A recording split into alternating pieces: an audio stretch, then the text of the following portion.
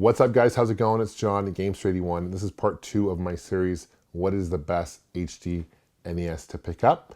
Previous video, I reviewed the Gamestech 8-bit HD clone console. I talked about the pros and cons about that. This video, I'll be talking about the AVS. This is by RetroUSB. Retails for $180, so it's kind of in the middle of the pack, maybe a little higher end. This is about a little less expensive, a lot less expensive than the analog NT Mini, which retails for $450. This is aluminum or aluminium, however you want to say it, depending on where you're from. But the build quality in this is clearly, it's pretty stellar. You definitely pay for that. Both of these systems right here are FPGA, where the one by Gamestech is not. The other two systems I have that I'll be reviewing in future videos in this series are the Retron 5 as well as the Retro Freak. Both these systems play multiple consoles at once, besides the Famicom and NES. Both these systems are basically emulator based. It basically just dumps the ROM. There's pros and cons to that. People kind of see that. So if you want kind of a more true experience to playing these games, these three consoles here are probably your better options. So right now what we're going to do is I'm going to dive in, show you some AVS. I'm going to show you the gameplay. I'm going to compare the basis to the standard NES systems. You can play in standard definition, so you can kind of see the comparison between sound and graphics. At the end of the video, I'll share my thoughts, pros and cons. And then next video in the series, I'll review one of these systems here.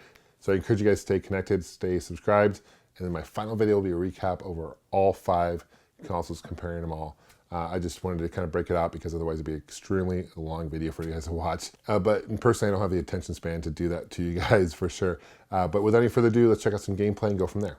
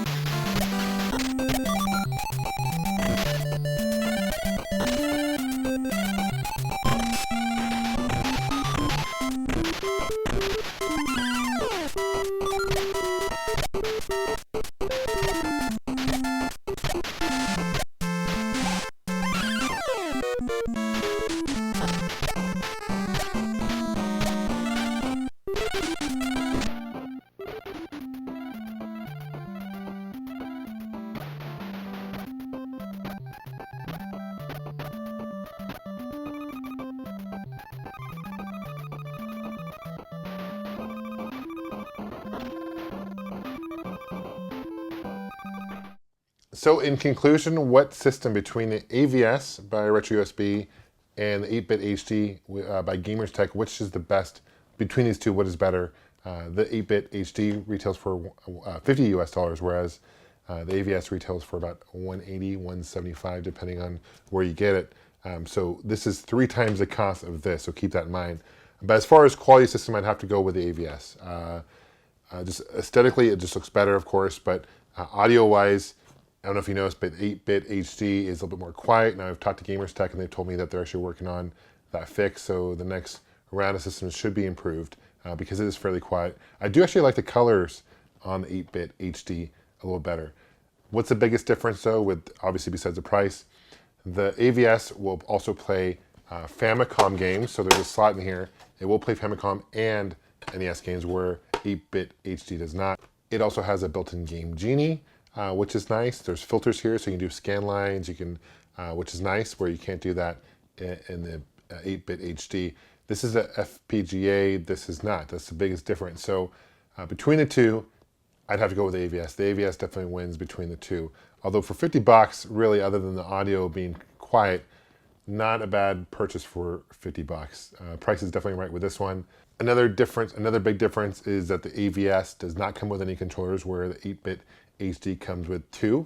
Also, the AVS has 4 slots, so you can do 4 controllers, where the 8-bit HD does not. Something to also note when you're playing HD games on new high-def televisions is games that use zapper guns aren't going to work. Those are intended for standard television boob tubes, so to speak. So those aren't going to work. So games like Duck Hunt, the zapper is not going to work. There are connection cords, of course, where you can hook it to AV out. This has a component out as well, where you can hook up to a monitor, which is nice. Overall, I think AVS wins out, even though it is over 3 times the cost of 8-bit HD. I'd have to go with the AVS. So my next video, we're going to take a closer look at the Retro Freak. We're going to add that. We're going to compare these three, the Retro Freak, the AVS, as well as 8-bit HD. We're going to see which one is better. It plays a lot of different systems as well, in addition to Famicom games. You need a special adapter to play NES games. I'll talk about that later in the next video. Encourage you guys to subscribe. Thank you for watching this video. Let me know what you guys think. Like this video, of course, and game on.